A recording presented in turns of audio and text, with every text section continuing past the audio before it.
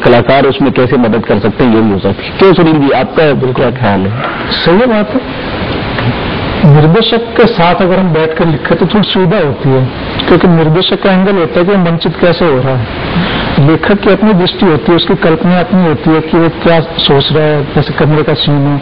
लेकिन निर्देशक को ये भी करना, कमरे में कैसे पात्र को व्यवस्थित करना है, कैसे चलाना और कैसे संवाद करना है। तो उसमें वो चाहता है कि ठीक है, निर्देशक अगर लेखक मेरे साथ बैठा है तो मैं सामंजस्य से अच्छी कथा में तैयार कर सकता हूँ, सुविधा बन सकती है मेरे लिए भी, और उनका नाटक भी मंचित हो सकता है।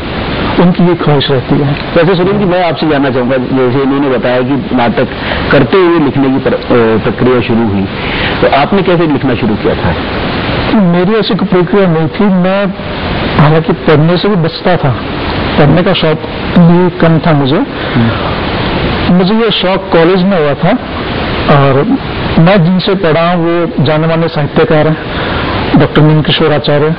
उनकी शैली से मैं इतना प्रभावित था कि जैसे बाकी तो सारे व्याख्याता पढ़ते वक्त किताब खोल के पढ़ते हैं, तो बंद करके पढ़ाते थे, और सिर्फ 25 मिनट। और जिस तरह से वो व्याख्या करते थे इतिहास की, तो उससे लगता है कि कल्पना में दौड़ने लगता था।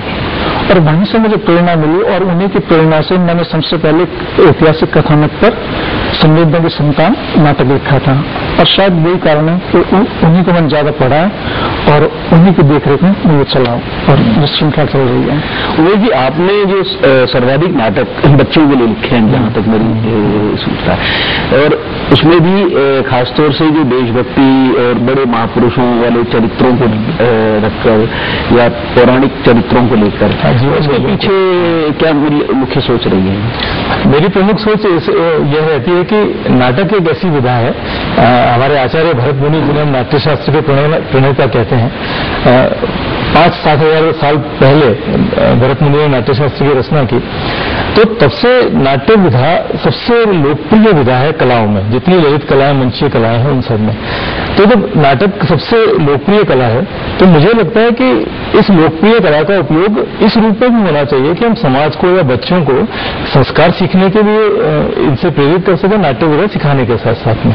और बस इसी सोच के कारण मैंने लगा कि नाटक तो हम सिखाएंगे ही, और नाट्य विधा सिखाने के साथ साथ उनकी पर्सनैलिटी डेवलपमेंट का जो काम है, स्किल डेवलपमेंट का, वो भी होगा ही। लेकिन साथ में अगर हम संस्कार और मानव मूल्य, जीवन मूल्यों के बारे में भी उनको कोई शिक्षा दे सकें, तो ये नाटक के साथ में सोने में सुहागा ऐसा जुड़ जाएगा। तो इसी सोच को लेकर के मैं इन विषयों पर ज्यादा नाटकों की रचना करता हूँ। इसमें सुनील जी, आपने जो नाटक लिखे हैं वो भी बच्चों के लिए भी आपने नाटक लिखे हैं, छोटे नाटक लिखे हैं, फुल लेंथ भी आपने अपने लिखे हैं। तो आपका क्या दृष्टिकोण रहता है उसमें? दोनों तरफ समानता रहती है। बच्चों के लिए मुझे बच्चा बनना पड़ता है, उनकी कल्पना दौड़नी पड़ती है कि बच्चा क्या हरकत कर रहा है, कैसे वो काम करता है, वो मुझे कल्पना करनी पड़ती है। जो प्रौढ़ नाटक होते हैं उनके लिए मुझे इतना सोचना नहीं पड़ता, हालांकि कथानक मुझे पूरा लिखना पड़ता है। लेकिन जो बच्चों के लिए जितनी मुझे मेहनत करनी पड़ती है, उतनी प्रौढ़ के लिए मुझे थोड़ी कम करनी पड़ती है, क्योंकि बच्चों की मानसिकता अब इस अवस्था में कि वो पकड़ नहीं सकते। और बच्चों के लिए तो बच्चों की हरकतें देखें, या बच्चों के समान, या बच्चों का, तब वो चीज सामने आती है कि बच्चों के लिए हम क्या लिख सकते हैं, और बच्चों के लिए उनकी जरूरी है। ये चीज मैंने देखी सबसे कि साहित्य में सिर्फ नाटक एक ऐसी विधा है जिससे आप किसी भी आदमी को कोई ना कोई श्रम करना पड़ेगा, कोई अतिरिक्त उपाय अपनाने पड़ेंगे, कि किताब छपवानी पड़ेगी, या कि संगीत की भी एक शिक्षा देनी होती है, थोड़ी बहुत संस्कार।